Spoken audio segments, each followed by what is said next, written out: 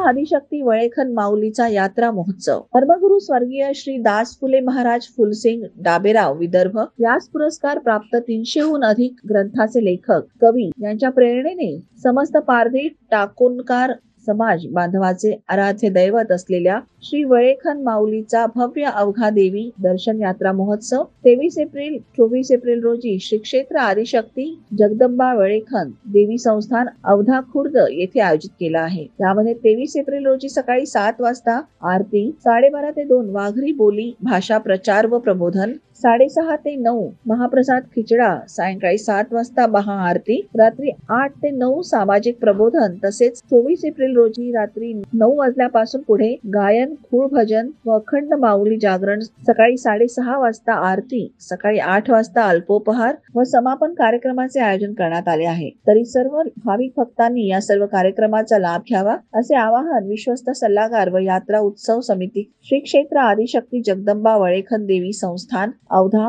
गड तालुका नांदुराच्या वतीने करण्यात आले। प्राईम मीडिया 24 साठी गोपाळ ढगे, नांदुरा, बुलढाणा।